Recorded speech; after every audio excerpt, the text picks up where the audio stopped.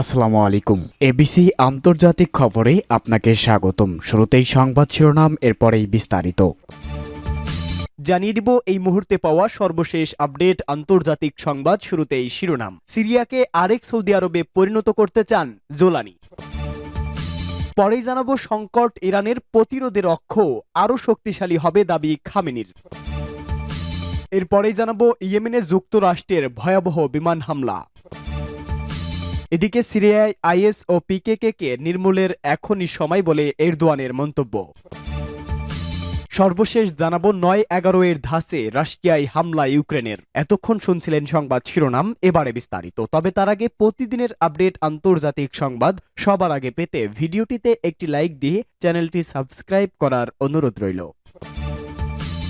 সিরিয়াকে আরেক সৌদি আরবে পরিণত করতে চান জোলানি। সিরিয়াকে আরেক সৌদি আরবে পরিণত করার পরিকল্পনা করেছেন দেশটির বিদ্রোহী সংগঠন হায়াত তাহরি আশ-শামের প্রধান আহমেদ আল সারা ওরফে আবু মোহাম্মদ জোলানি। একই সঙ্গে আসাদের পতনের পর ইরান বেকায়দায় থাকায় মধ্যপ্রাচ্যে শান্তি ফিরে আসবে বলে মন্তব্য করেন তিনি। বাশার আল আসাদের পতনের মধ্য দিয়ে সিরিয়ার নতুন সূচনার পথ তৈরি করেছে বিদ্রোহী সংগঠন হায়াত তাহরির আল শাম। সিরিয়াকে আরেক সৌদি আরবে পরিণত করার স্বপ্ন দেখছেন আহমেদ আল সারা ওরফে আবু মোহাম্মদ জোলানি। যুদ্ধ বিগ্রহের কালো অধ্যায়ের যুগ দামেস্কে আর কখনোই ফিরে আসবে না বলে আশ্বাস দিয়েছেন এই ডি ফ্যাক্টো নেতা।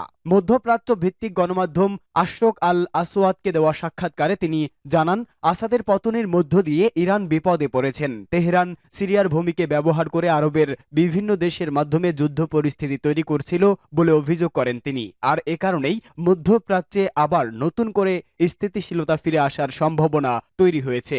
নতুন সিরিয়ার শাসনভার এখন অন্তর্বর্তী সরকারের হাতে থাকলেও দেশটির সব সিদ্ধান্তের কেন্দ্রবিন্দুতে এইচটিএস।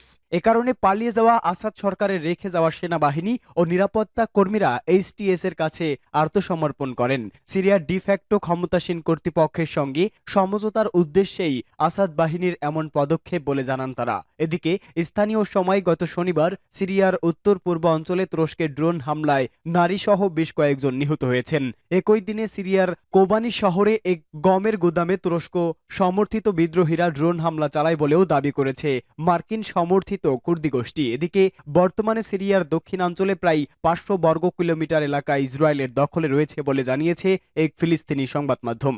সংকটে ইরানের প্রতিরোধের অক্ষ আরও শক্তিশালী হবে দাবি খামেনির। সিরিয়ায় স্বৈরাচার আসাদ সরকারের পতনের পর ইরানের প্রতিরোধের অক্ষ ভেঙে পড়েছে এমন দাবি মানতে নারাজ দেশটির সর্বোচ্চ নেতা আয়াতুল্লাহ জামা খামেনি। তিনি বলেছেন, প্রতিরোধের অক্ষ এমন হার্ডওয়্যার নয় যা ধ্বংস করা হবে, বরং এটি একটি বিশ্বাস যা সংকটের মধ্যে শক্তিশালী হয়। এই বিশ্বাস একসময় এই অঞ্চল থেকে মার্কিন যুক্তরাষ্ট্রকেও বিতাড়িত করতে সক্ষম হবে। খবর আল জাজিরার। কয়েক দশক ধরে ইসরায়েল ও মার্কিন যুক্তরাষ্ট্রের বিরোধিতা করার জন্য সমমাননা দলগুলোকে নিয়ে প্রতিরোধের অক্ষ তৈরি করে ইরান। কিন্তু বাশার আল আসাদের পতনের সঙ্গে তেহরান শুধু দামেস্কের শাসক পরিবারের সাথে ৪ দশকের জোটই নয়, প্রধান অক্ষের লাইফ লাইনও হারিয়েছে এমন দাবি করা হচ্ছে। কিন্তু এই দাবি অস্বীকার করে ইরানের সর্বোচ্চ নেতা আয়াতুল্লাহ আলী খামেনি বলেন, এ ধরনের কথা অজ্ঞতার শামিল এবং বড় ভুল। খামেনি গত সপ্তাহে এক বক্তৃতায় এসব কথা বলেন। প্রতিবেশী ইরাক থেকে মার্কিন যুক্তরাষ্ট্রকে বের করে দেওয়া ইরানের একটি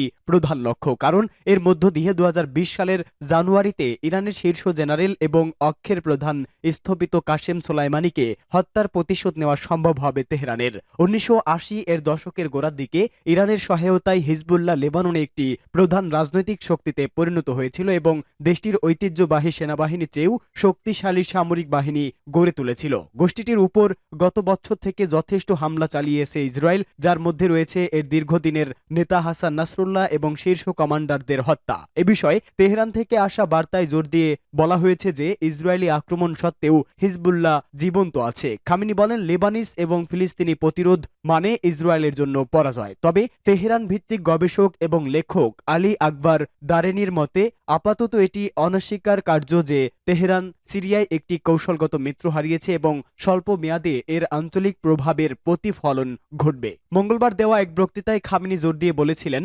জয়নবাদী সরকার বিশ্বাস করে যে তারা হিজবুল্লাহকে উপড়ে ফেলার জন্য সিরিয়ায় দুর্বল করার মধ্য দিয়ে নিজেদের প্রস্তুত করছে, কিন্তু যদি কাউকে উপড়ে ফেলা হয় সে হবে ইসরায়েল। যদিও ইরান বলছে যে তারা সিরিয়ার সাথে সম্পর্ক বজায় রাখতে চায় এবং ইসরায়েল থেকে সিরিয়ার নতুন শাসক গোষ্ঠীর দূরত্ব তাদের জন্য গুরুত্বপূর্ণ হবে।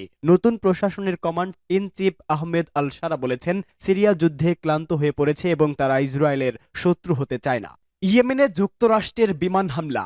ইয়েমেনের রাজধানী সানায় ইরান সমর্থিত হুতি গোষ্ঠীর স্থাপনায় অতর্কিত বিমান হামলা চালিয়েছে মার্কিন বাহিনী। কাতার ভিত্তিক সংবাদ মাধ্যম আল জাজিরার এক প্রতিবেদনে এ খবর জানিয়েছে। সংবাদ মাধ্যমটি বলেছে, মার্কিন সেন্ট্রাল কমান্ড জানিয়েছে হুতিদের অভিযান নিশ্চিহ্ন এবং ব্যাহত করার লক্ষ্যেই এই হামলা চালানো হয়েছে। এর আগে সেন্টকমের পক্ষ থেকে বলা হয়েছে, লোহিত সাগর, বাব আল মানদেবে এবং এডেন উপসাগরে জাহাজ ও মার্কিন সেনাদের উপর হামলা চালিয়েছে হুতি। এর জবাবেই হুতিদের উপর হামলা চালানো হয়। তবে ইয়েমেনে চালানো মার্কিন বাহিনীর সর্বশেষ হামলার কি পরিমাণ ক্ষয়ক্ষতি বা হতাহতের ঘটনা ঘটেছে সে সম্পর্কে এখন পর্যন্ত কিছুই বলা হয়নি। সিরিয়ায় আইএস পিকেকে নির্মূলের এখনই সময় বলে এরদোয়ানের বার্তা। সিরিয়ার ক্ষমতার পালাবদলের এই সময় আন্তর্জাতিক সন্ত্রাসী গোষ্ঠী ইসলামিক স্টেট এবং বিচ্ছিন্নতাবাদী কুর্দি সশস্ত্র গোষ্ঠীকে পিকেকে সম্পূর্ণভাবে নির্মূলের এখনই উপযুক্ত সময় বলে মন্তব্য করেছেন তুরস্কের প্রেসিডেন্ট রিসেপ তাইপ এরদোয়ান। ফরাসি বার্তা সংস্থা এএপি এ খবর জানিয়েছে।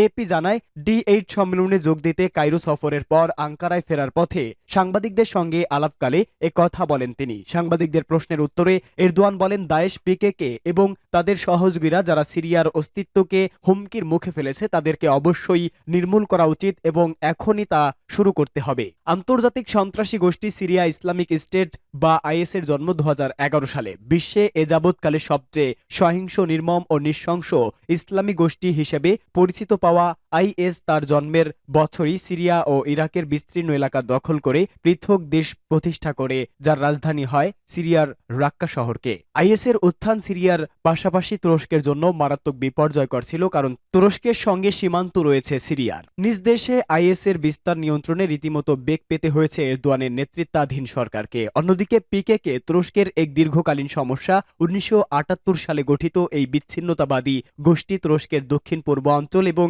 ইরাকের উত্তর অঞ্চলের সমন্বয়ে স্বাধীন কুর্দিস্তান প্রতিষ্ঠা করতে চায়। প্রতিষ্ঠার বিগত দশকগুলোতে বেশ কিছু বড় সন্ত্রাসী হামলা চালিয়েছে পিকেকের পাশাপাশি এর দুটি সহযোগী গোষ্ঠীও তুরস্কের নিরাপত্তার জন্য বড় ধরনের হুমকি হয়ে উঠেছে। সেগুলো হলো সিরিয়ান ডিফেন্স ফোর্স ও ওয়াইপিজি। সাংবাদিকদের এরদোয়ান বলেন, আমরা আমাদের সাধ্যমতো সন্ত্রাসবাদ ও সন্ত্রাসীদের ঠেকিয়ে রাখছি। আমাদের একার পক্ষে এই কাজটি বেশ কঠিন। যদি আমরা ঐক্যবদ্ধভাবে সন্ত্রাসীবাদদের মোকাবেলায় এগিয়ে যাই তাহলে এই সংকট থেকে পুরোপুরি পরিত্রাণ সম্ভব। এ ব্যাপারে সিরিয়ার বর্তমান সরকারের কর্মকর্তাদের সঙ্গে বৈঠক হয়েছে উল্লেখ করে এরদোয়ান বলেন, আমি আর কিছুদিনের মধ্যেই এই ইস্যুতে বিস্তারিত আলোচনার জন্য ফিদানকে, এরদোয়ানের একান্ত বিশ্বস্ত ও তুরস্কের শীর্ষ কূটনৈতিকবিদ দামেস্কে পাঠাবো। আইএস পিকেকে, এসডিএফ, ওয়াইপিজিকে দ্রুত সময়ের মধ্যে কিভাবে নির্মূল করা যায় সেই সম্পর্কিত আলোচনা তখন হবে। 9 ও 11 ধাসের রাশিয়ায় হামলা ইউক্রেনের। রাশিয়ার শহর কাজানের একটি আকাশচুম্বী ভবনে ভয়াবহ হামলা চালিয়েছে ইউক্রেন, ঠিক যেন 9-11 এর ধাঁচে কিয়েভের ড্রোনগুলো আশ্রে পড়ে ভবনটিতে।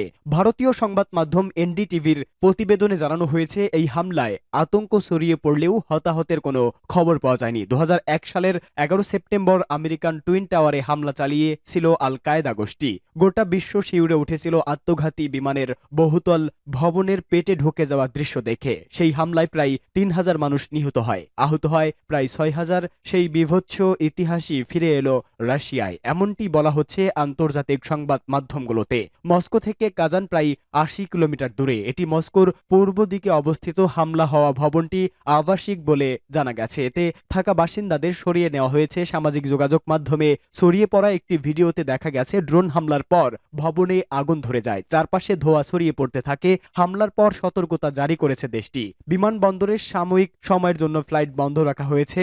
রুশ পররাষ্ট্র মন্ত্রণালয়ের বরাতে এনডিটিভি বলেছে, 3 ধাপে এই হামলা হয়েছে। স্থানীয় সময় সকাল 7টা 40 মিনিট থেকে 9টা 20 মিনিট পর্যন্ত হামলা চালানো হয়।